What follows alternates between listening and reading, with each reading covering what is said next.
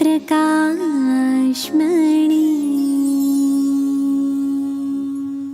ओम शांति। दादी प्रकाशमणि जी, उनका नाम लेते ही जो नज़र के समक्ष एक मूर्ति उपस्थित होती है, उनका वो निश्चल प्यार, उनकी वो दिल की निर्मल भावनाएं और दादी की जो अपनेपन की भावना थी, वो सचमुच हमारे सामने एक दृश्य के रूप में उपस्थित हो जाती हैं। मुझे याद है बचपन से हम मधुबन में बच्चों के प्रोग्राम में जाते थे। जब छोटे थे तब दादियों से इतना हमारा प्यार था और विशेष प्रकाशमणि दादी जी से हमारा दिल का प्यार था। दादी इतना प्यार से, इतना स्नेह से, इतना सम्मान से हमें बचपन में प्यार देती थी कि मेरा कोई भी वैकेशन मैंने बचपन से लेकर कॉलेज काल तक कभी लौकिक में व्यतीत नहीं किया। बस कब वैकेशन पड़े और कब हम दादी जी के साथ उस मधुबन के आंगन में, उनके निर्मल प्यार में, उनकी निर्मल वाणी में बहते चले, यही एक अंदर में आकर्षण बना रहता था। जैसे जैसे आगे बढ़ते गए, उम्र भी बढ़ती गई और जब मेरे जीवन में एक डिसीज़न लेने का समय आया कि मुझे अपने जीवन को संपूर्ण रूप से समर्पित करना है, तब दादी जी के सामने मैंने प्रस्ताव रखा कि दादी मुझे अपने जीवन को समर्पित करना है। तो दादी ने पूछा कि मम्मी पापा की परमिशन है, क्योंकि दादी जी पापा को भी उतना ही रिस्पेक्ट देते थे क्योंकि वो सारा एजुकेशन विंग का कारोबार संभालते थे।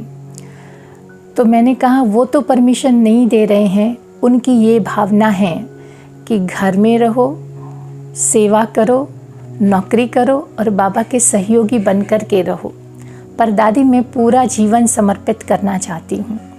तो दादी ने कहा अब दादी की जिम्मेवारी है तुम्हारे पापा को कन्विंस करना।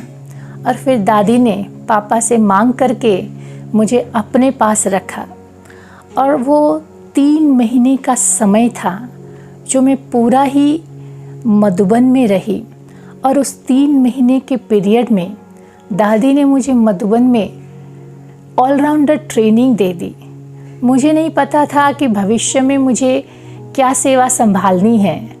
दादी मुझे अपने साथ सारे मधुबन के अलग अलग डिपार्टमेंट में ले जाती थी और एक एक डिपार्टमेंट में क्या चलता है वो मुझे अंगुली पकड़ करके बताती थी।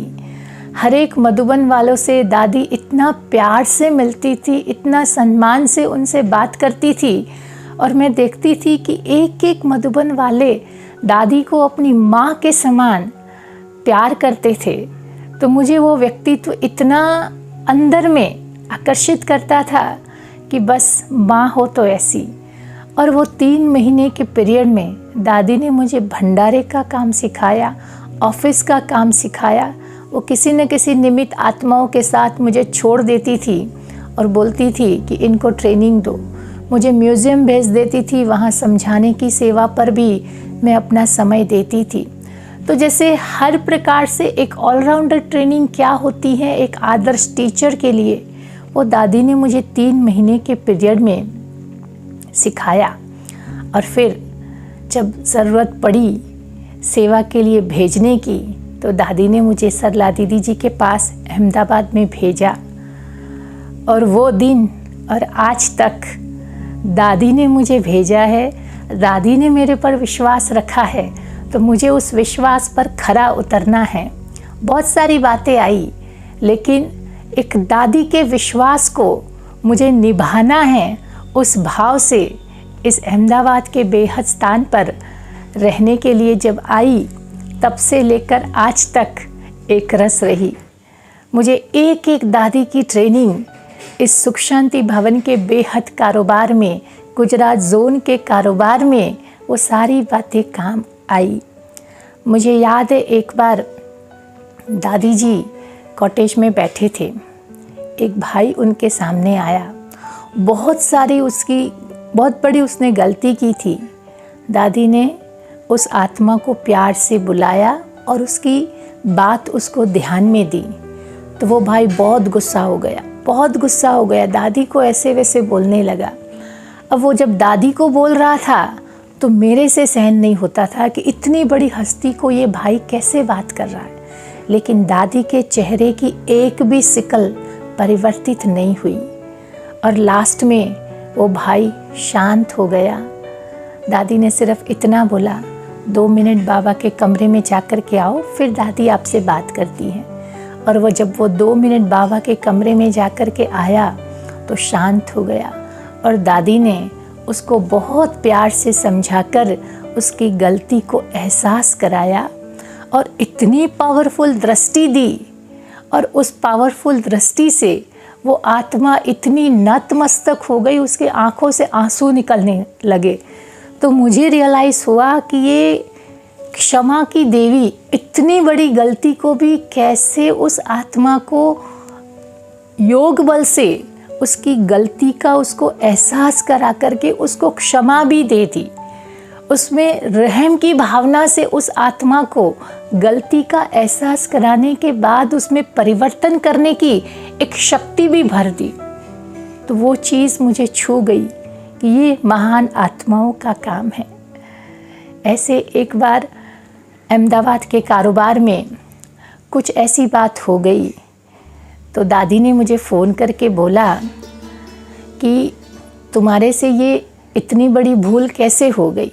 अब एक्चुअली वो भूल मेरे से नहीं हुई थी, मेरे सीनियर से कहीं से हो गई थी, लेकिन जब दादी ने कहा तो मैंने उनकी बात को स्वीकार कर दिया, मैंने कोई जवाब नहीं दिया। फिर आधे घंटे के बाद दादी का दोबारा फ़ोन आया और दादी मुझे कहती है कि नेहा, मैं तुमको सॉरी करती हूँ, मुझे पता है तुमने गलती नहीं की है, लेकिन जो आत्माएं मेरे सामने बैठी थी मैं उनको तो कुछ नहीं बोल सकती है ना, वो बड़े हैं, उनको सिखाने के लिए मुझे तुम्हें बताना पड़ा। मैंने कहा दादी, आप मुझे क्षमा नहीं कह सकती, सॉरी नहीं कह सकती हो, आप मेरे से बड़े हो, मुझे कुछ भी बोल सकते हो। और मुझे ये बात एहसास हुआ कि दादी ने जिस समय बोला तो मुझे एक क्षण भी संकल्प में नहीं आया था कि दादी मुझे कोई बुरा भला बोल रही है, ये संकल्प मात्र नहीं आया था, क्योंकि दादी का भाव मुझे कहने का नहीं था, वो किसी और को सिखाना चाहते थे लेकिन माध्यम मुझे बना रहे थे। तो मुझे ये बात सीखने को मिली कि कैसे अपनी बात को सामने वाले को कन्विंस भी कर सकते हैं, उनको सिखा भी सकते हैं दूसरों का आधार लेकर के। तो ये बात मेरे जीवन में एक सीखने की बात बन गई। फिर जब ज्ञान सरोवर का कारोबार शुरू हुआ, मैं अहमदाबाद में बाबा की सेवा संभाल रही थी, तो उस समय दादी जी का एक बार फ़ोन आया और दादी जी ने कहा कि नेहा, हम ज्ञान सरोवर का कारोबार शुरू कर रहे हैं और अहमदाबाद से तुम्हें सारी ज्ञान सरोवर की कंस्ट्रक्शन की खरीदारी का कारोबार सौंप रहे हैं। रमेश भाई तुम्हें 2-3 बैंक अकाउंट्स खोलने की डिटेल्स भेजेंगे और उसमें तुम्हारा नाम भी रहेगा और सारा कारोबार तुम्हें संभालना है।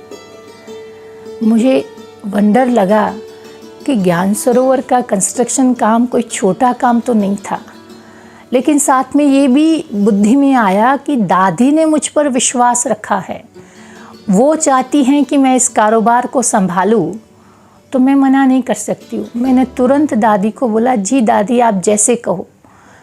और दादी ने कहा और मैंने उनकी बात को स्वीकार कर लिया। मैंने आज उस दिन तक मैंने कोई बैंक देखी नहीं थी, मैं आर्ट्स की स्टूडेंट्स थी, मुझे अकाउंट्स की कोई समझ नहीं थी, लेकिन दादी ने कहा सो बाबा ने कहा। उस बात को बुद्धि में रखते हुए जैसे जैसे बातें सामने आती गई, सीखती गई, औरों का आधार लेती गई और कारोबार को आगे बढ़ाती गई। और मैंने महसूस किया कि वो 2 साल हमने 18 घंटे काम किया ज्ञान सरोवर के कंस्ट्रक्शन पर एक दिन भी वो थकान की महसूसता नहीं आई। और 2 साल के बाद एक बार दिवाली का मौका था, दादी हमारे पास ऐसे ही सुख शांति भवन में बाईपास हो रहे थे, तो उस समय दादी ने सामने से मुझे बोला कि नेहा मेरे साथ मधुबन चलेगी। मैंने कहा जी दादी जैसे आप कहो। और दादी मुझे अपने साथ मधुबन ले गई। और उस समय हर जगह दिवाली सेलिब्रेट करते थे, संगम भवन में, हॉस्पिटल में, पांडव भवन में, ज्ञान सरोवर में, तो सब जगह ये दिवाली सेलिब्रेशन हो रहा था।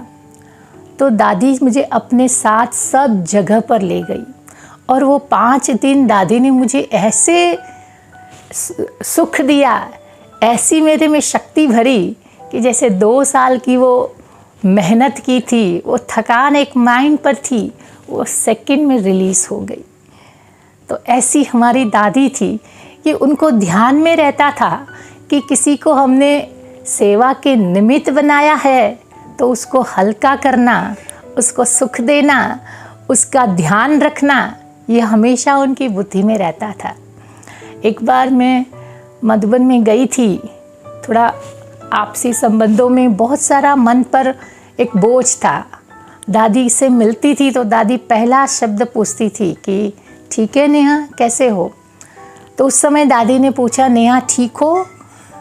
तो मैं दादी को ठीक से जवाब नहीं दे पा रही। दादी ने दूसरी बार पूछा तो मैं जवाब नहीं दे पाई, मेरे आँख से सिर्फ एक आंसू निकल आया। तो दादी ने बोला क्या बात है? दादी को तो तुम बता सकती हो ना। फिर दादी को मैंने सारी बात बताई। तो दादी ने मुझे ये कहा कि दादी की बात तो तुम मानोगी ना? मैंने कहा जी दादी, आपकी बात सर आँखों पर। तो दादी ने कहा आज से दादी तुम्हें कहती हैं कि जिन आत्माओं के साथ तुम्हारे संबंधों में थोड़ा सा भी ऊपर नीचे होता है, तुम्हें मौन व्रत धारण नहीं करना है, तुम्हें उनसे बोलना बंद नहीं करना है। भले वो कुछ भी करे, वो बड़े हैं, निमित्त है, उनके सामने जाना है, उनके साथ बोलना है, वो जवाब दे न दे, तुम्हें अपना काम करते रहना है। और जब तुम 2-4 बार इस प्रकार से करोगी ना, तो सामने वाली आत्माएं भी नॉर्मल हो जाएंगी।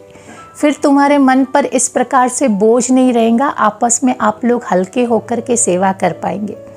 और दादी की बात को मानते हुए मैंने उसको प्रैक्टिकल में किया। कुछ भी होता था किसी के भी साथ, मैं उनके सामने जाती थी, बोलती थी, बताती थी, लेकिन कम्युनिकेशन ब्रेक नहीं करती थी।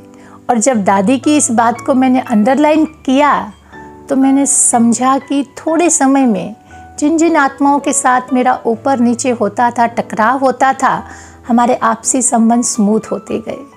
तो संबंधों में भी किस प्रकार से अंडरस्टैंडिंग से चलना है, ये बात भी दादी ने मुझे सिखाई। दादी हमेशा कहती थी कि मैं बड़ों को कुछ नहीं बोल सकती हूँ, बड़ी आत्माएं, निमित्त आत्माएं, भगवान ने उनको निमित्त बनाया है ना, मैं उनको नहीं कह सकती हूँ। लेकिन तुम तो छोटे हो ना, छोटे अगर समझ से चलोगे, अंडरस्टैंडिंग से चलोगे, तो आपस में कभी भी तुम्हारे संबंध खराब नहीं होंगे। तो आज तक दादी की वो बातें बुद्धि में हैं, बरकरार है। और मैं इतनी भाग्यशाली रही हूँ कि जन्म से लेकर के दादी ने शरीर छोड़ा तब तक दादी के सानिध्य का लाभ मुझे बहुत मिला। दादी ने इतना प्यार, पालना और शक्ति भरी है आत्मा में कि आज तक कभी कुछ भी होता है तो बुद्धि में रहता है कि दादी मेरे सामने होती तो क्या कहती, दादी मुझे अगर ये बात होती तो कैसे सिखाती। तो जब दादी नज़र के समक्ष आती है ना, तो हर बात हल्की हो जाती है, आसान हो जाती है और सहज हो जाती है। तो दादी प्रकाशमणि जी का मास अगस्त मास है। मैं दिल से दादी को श्रद्धा सुमन अर्पित करते हुए दादी जी के प्रति अपनी उच्च भावनाएं प्रदर्शित करती हूँ। ओम शांति। प्रकाशमणि।